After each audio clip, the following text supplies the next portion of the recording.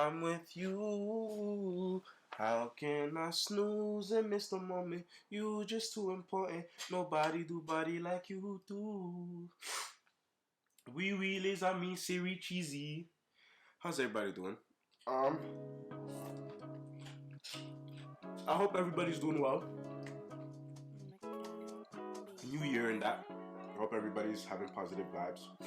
Doing well, you know. As it is a new year, I want to, try to be more consistent on this application. So with that being said, I'm gonna start uploading more. And the first upload of this new year, drum roll please, will be a story time. So, guys, let me paint the picture for you, right? A lot of you may not know this, but at one point in time, I was a little, como se dice, girthy, thick, large, right? And I think at this time, I was around, let's say, between the ages of like 9 and 12. Thing is, like, I always been chubbier than most niggas. I'm sorry, I'm sick. I'm a little sick. I always been chubbier than most kids since I was a baby,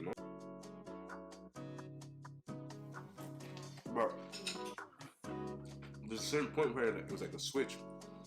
It went from being chubby and cute to just being borderline morbidly obese. But I didn't know that. So today, I'm going to tell y'all the story of when I found out I was fat.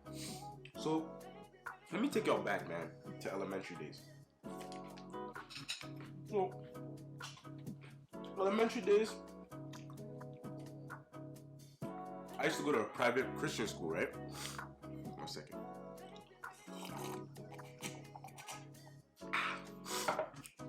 So, I used to go to a private Christian school, right? And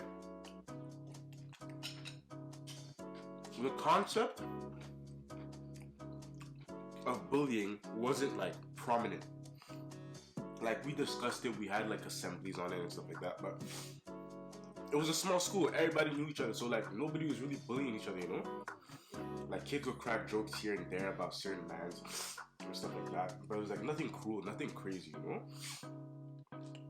But like me, I was the big kid, like the fat kid, but I didn't know it. Like, in my head,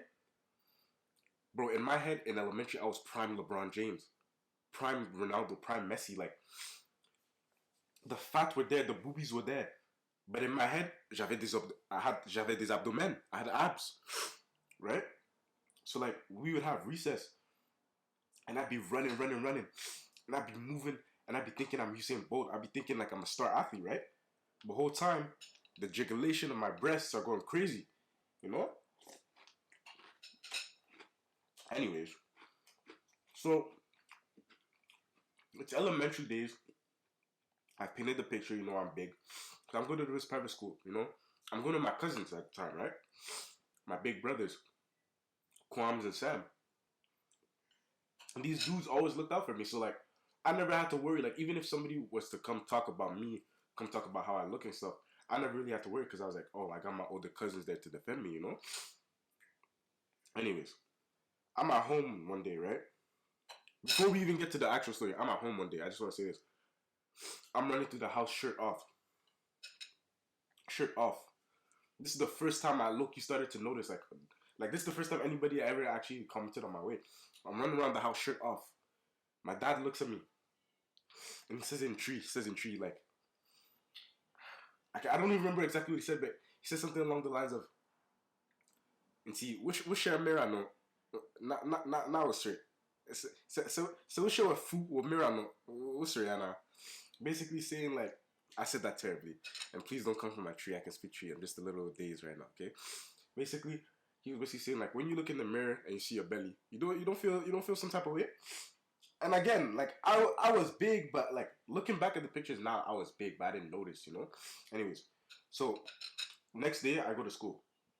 recess, recess time, regular stuff, I'm outside, I'm playing during recess. I'm feeling good, feeling great.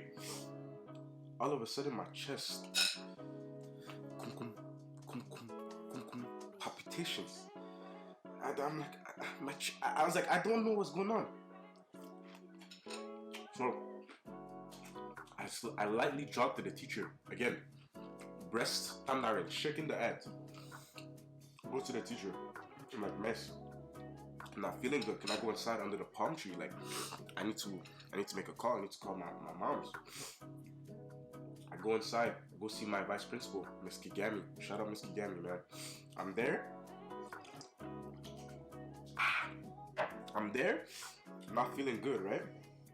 And she's like, oh yeah, make a call. I call my mom, like, mommy, I'm not feeling good at all. My chest is paining me. I don't know what it is. Mind you, my mom's at work. My mom like, okay, listen, just try to go get some water. When school's over, you come home, I'll check you out. If you're still not feeling good, I'll take you to the clinic. Boom. So that's what we do. Fast forward, I go home. Mom checks me out, I'm feeling better. Next day I go to school, I'm feeling good. Again, recess comes around. Start running again with the guys. We're playing a football tournament. It's Coupe du Monde. We're playing football tournament outside. Mans are going crazy. I'm playing as a CDM. I'm having fun. Again, chest starts going. Kukum, kukum, kukum. This time it's a little different. It got a little spice to it. So I'm thinking, back in my head, maybe it's just indigestion. I keep playing. Heart going. Kukum, kukum, kukum. I'm like, nah. The devil's trying to get me. Devil's trying to take me out of this world too early. I go inside, still not feeling good. I call my mom this time. My mom's not taking any chances. She leaves work, comes pick me up. We go straight to the clinic. Boom. We're there for a long time. You know how clinics be. So we get there. Doctor finally checks me out, talking to me and stuff. Me, my imagination is going crazy at this time. I've been in the waiting room for hours. Finally get to the doctor.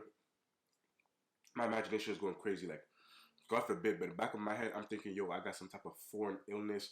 Like, this is the end. I'm about to be a Make-A-Wish kid. Some stuff like that. We get there. Doctor, bro, let me tell you how disrespectful this was. He checks my vitals, checks to see if I'm good and stuff first. Okay, fair enough. This man gonna look at me like, he gonna take a second, he gonna look at me. He looks at me up and down. And I'm looking at my mom looking at me like, why is man looking at me like that? He tells me, young man, can you step out the room? I'm like, okay. But in my head, I'm like, I mean, this is an examination about me, so shouldn't I be present? He's like, no. Just step out the room for a second. I just need to talk to your mom. I'm like, okay, do you think? I step out the room for no more than 3 minutes. Walk back in the room. My mom is there.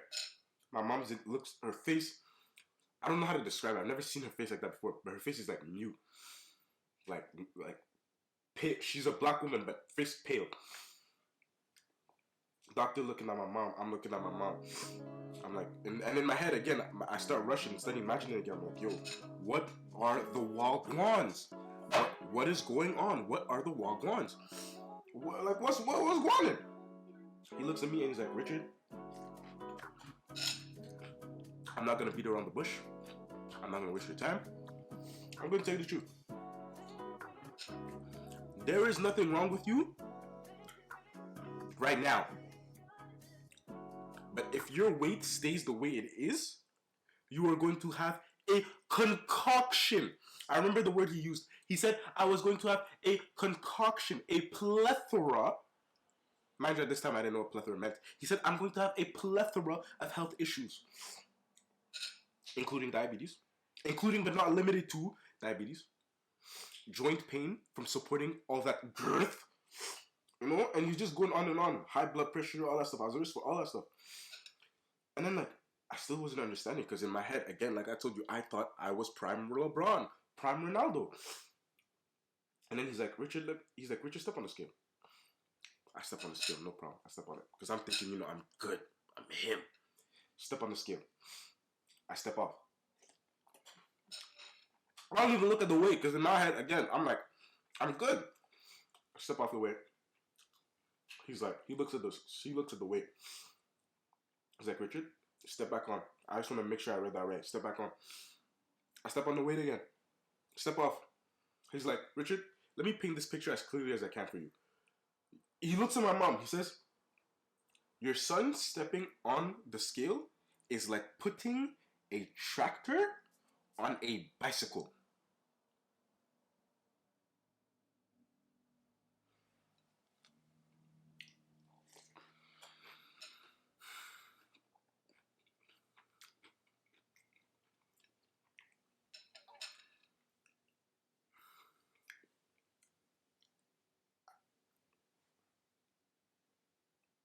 What do you say to that? As a mother, what do you say when somebody says that to your son? Don't get me wrong, my mom was cheesed because my mom is a Ghanaian woman. She was cheesed. She was cheesed. But when we left, me blood, I've never seen somebody move so fast. We left, we made a beat. We didn't even go home. Man, you've been there for hours, I haven't eaten. We didn't even go home. We beelined straight to the. That's when I started playing football. We beeline straight to the Centre de Loisirs. My mom signed me up for a sport. Signed me up for football, signed me up for basketball, and I started playing for the high school basketball team. My cardio, it didn't matter with my schedule. Bro, I was gonna do cardio every day. Bro. But when he said that, I didn't know what to say. I was in awe. Telling a child that when he steps on the scale, it's like putting a tractor on a bicycle. Not gonna lie, at that time I was hurt. And then I got home, that was the first time I looked in the mirror and I was just like, damn. All this is not supposed to be there. Like, I look down and I can see. Let me stop. But all this is not supposed to be there. The girth. I'm looking mighty curvaceous. And man, ever since that day, man, I just went crazy, bro. I'm not even gonna say the amount of weight I lost because it's crazy, but like, yeah, bro. And it's crazy because at the time I was cheesed, peeved, but I thank him, bro. Like, genuinely, like, once I got to a certain point where I lost all that weight, bro, me and my mom even tried to find him. We went to because we knew where he worked and we remembered his name. Like, you can never forget a name like that. We go to the work and they tell us, oh, he's retired. And it's like, damn, Dr. P, man. Wherever you are, Dr. P, man. Like, I don't even know what to say, genuinely. Like real spill, he saved my life because what kind of life do you have when at a young age you're at risk for that many things? At a young age you're at risk for like not being able to move the way you want to move because you're big, you're carrying around all that weight, you know? So I just thank him, bro. God bless him. I'm just really thankful that we caught it early and I was able to lose the weight and now I'm living a happy, positive, slim life. We thank God. So yeah, man, that's the little story time for the day. Story time, you know. Stay tuned. More content coming soon, of course. I appreciate all my 30. I think I have 30. Maybe I'm jumping the gun a little bit, but I want to thank all my 30 subscribers. Everyone who's watched my video, liked, shared, commented, subscribed, laughed. If it's made you laugh, if it's made you cringe, if it's made you have any type of emotion that's positive, I thank you and I thank God above all. Stay tuned, man. More content's coming soon. I will be more consistent. Word is bond, and as always, it's been your boy Richeezy.